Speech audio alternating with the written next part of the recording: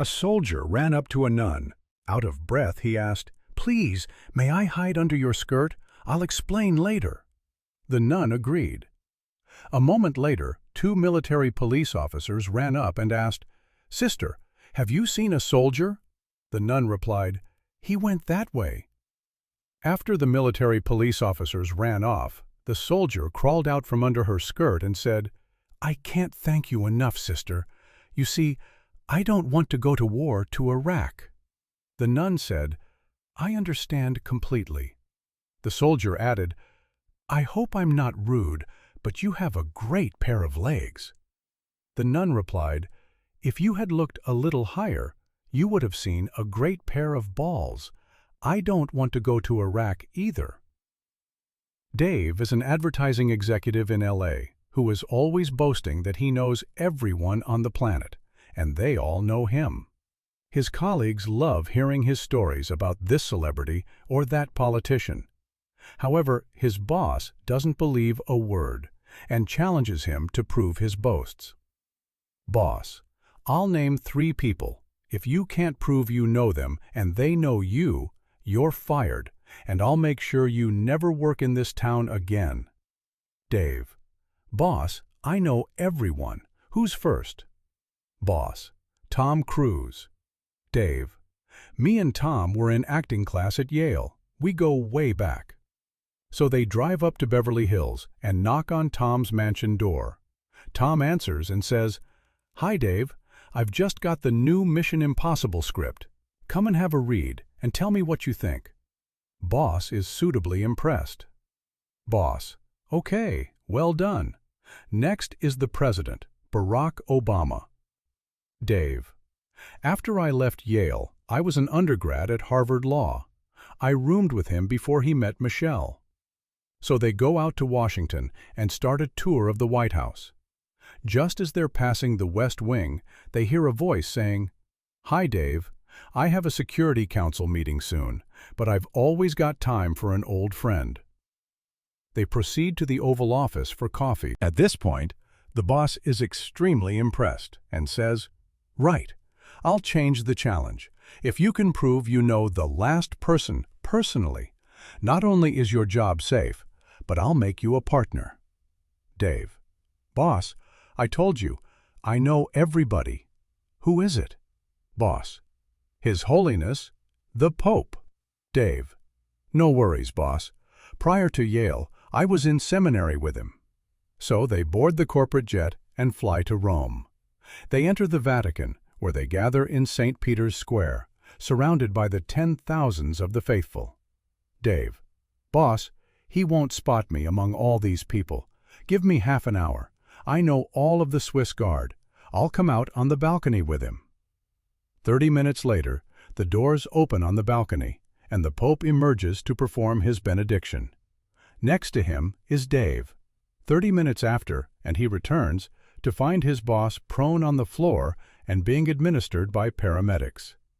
Dave: "Boss, what happened?" Boss: "I had a heart attack." Dave: "But boss, I told you I knew him." Boss: "It wasn't that." Dave: "Well, what was it then?" Boss: "You came out onto the balcony with His Holiness, and the guy next to me gave me a nudge and asked, 'Who's that on the balcony with Dave?'" Pick this up from a collection of Soviet-era jokes. Q.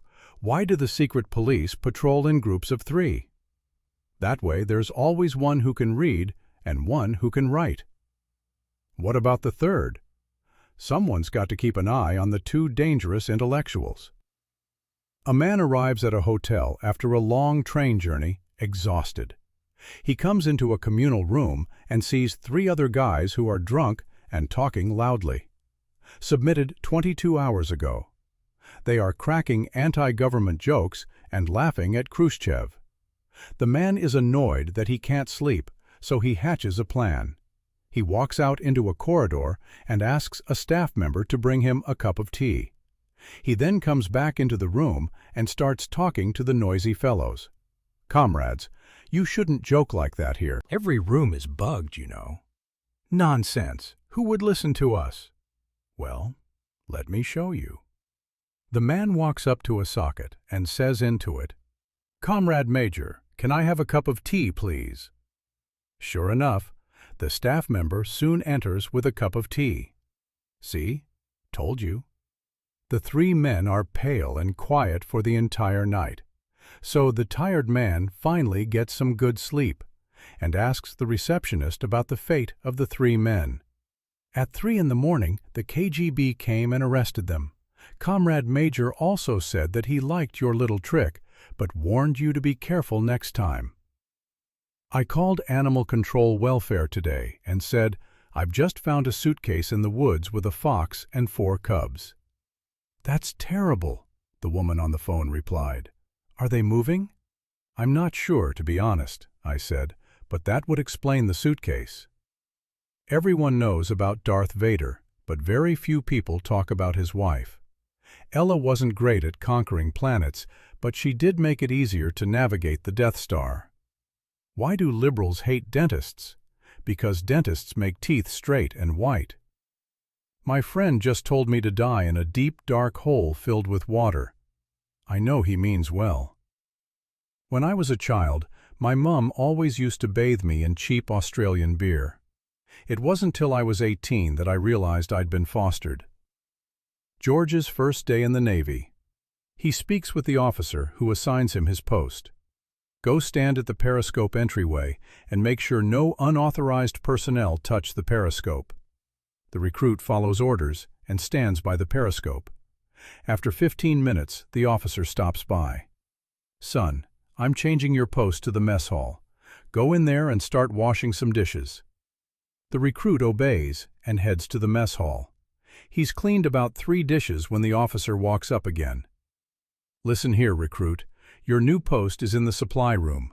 I need you to make sure everything is strapped down tight in case of rough waters." The recruit again follows orders and heads off to the supply room.